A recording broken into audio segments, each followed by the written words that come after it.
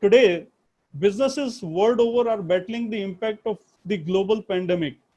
And the biggest questions that stares them in the face are, how do they ensure business continuity in this time of crisis?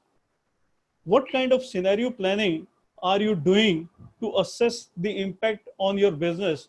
And if I can have inputs from you, Mr. Rakesh Batra, and then we'll move to Mr. Swayam Saurabh. Thanks, sir. So I think, without getting too specific about individual companies and the actions, which would be boring, I think the first thing that probably struck me was that, there's so many stakeholders involved in this pandemic. There are employees, there are vendors, there are customers, there's a company itself, economy, the world, industry segments, everything. So whatever business continuity that you're talking about has to obviously be keeping all of these stakeholders in mind. And therefore, whatever scenario building that you do and actions that you sort of list out, have to look at each one of these individually. And obviously, from a company perspective, you will do what is right for your company, at least in the immediate or short term. And that will be predominantly covering, the customers, the vendors, the employees. So when you create scenarios for the company, the scenarios will be, pretty much generic. You will be doing the revenue, the cash forecasting, the manpower planning, capital investment, resource planning, all of that, keeping into account what's happening with your customers, what's happening with your vendors, and obviously with the environment in general. And obviously, if you've got predominantly a international footprint, as we do, the stakes tend to get a bit high because then you're looking at the same situation in different countries as well. So that's one thing which is very, very challenging, obviously, because the level of information also is muted, because not everybody wants to put his hand up and say, I've got a real problem in my country or my company. So the tenure for each scenario becomes very important, the immediate, the mid-term, even the longer term, and we can't lose sight of that. What's the biggest challenge is how do you therefore table the assumptions to build the scenarios?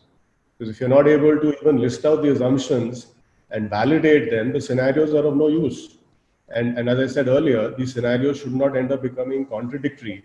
It may suit an employee, not suit the company, may suit the company, not suit the customer. And ultimately, if I had to really put a single line as to how we would look at it, everything revolves at the moment from an economic perspective on consumption. Okay. And the ability to drive or to deliver the consumption, whether it's in form of goods or services, is ultimately going to drive the business. So that's really what I have. True.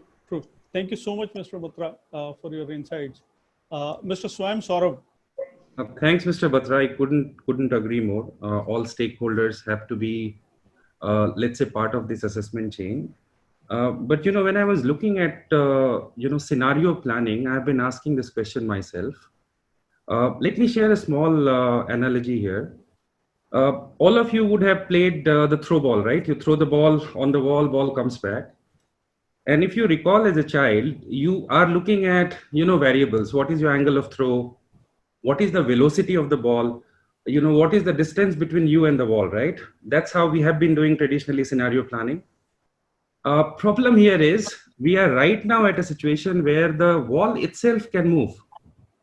So I do not know right now whether the final, consumption impact or GDP impact, is it going to be minus 5%?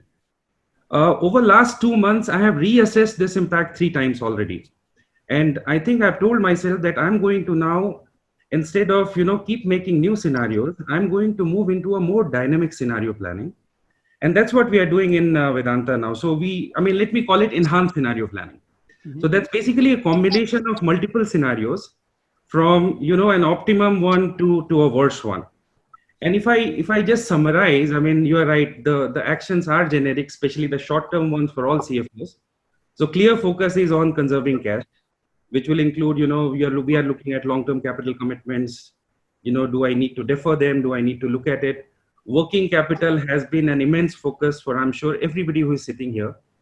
Non-essential spends, a situation like this, Suddenly, people talk about what is discretionary, what is not discretionary. So all short-term actions around conserving cash, maintaining liquidity, reassessing, where consumption could actually slow down. Do you have alternate markets and customers?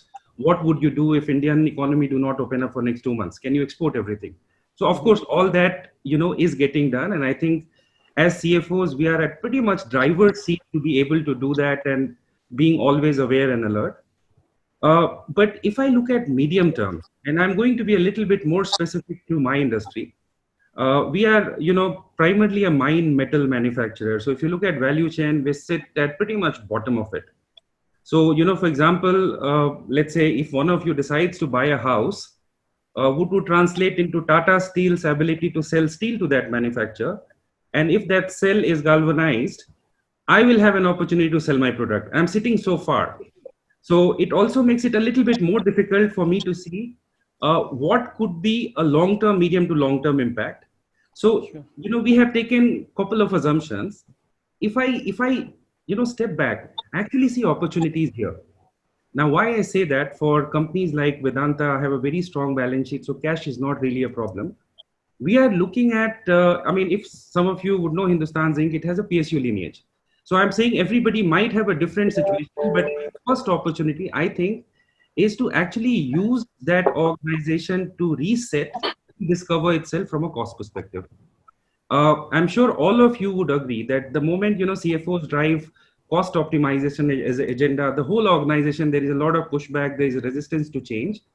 But COVID actually creates an opportunity now where the resistance is lower. So it's almost like my race has just become a little bit easier.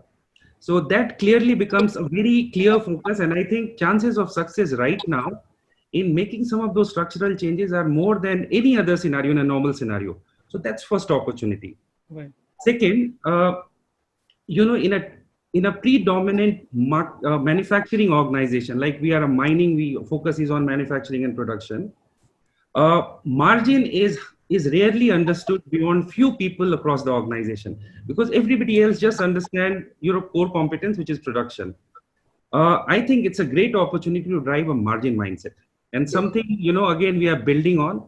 It's part of my, let's say, new 1-year strategy. We are converting every operating location into a profit center, something which has never happened. And I think in the long term, this is going to create very significant value. And the last is on indeed capital allocation. Everybody is looking at it. We are looking at, what kind of investment should we be doing now? What can be deferred, should be deferred. But, the kind of cash we are sitting on, and I'm sure every organization has different balance sheet. We are also looking at, opportunity, can we grow faster, organically or inorganically? So it's a very interesting situation to be in, and I'm looking forward, except that my scenarios are not fixed anymore.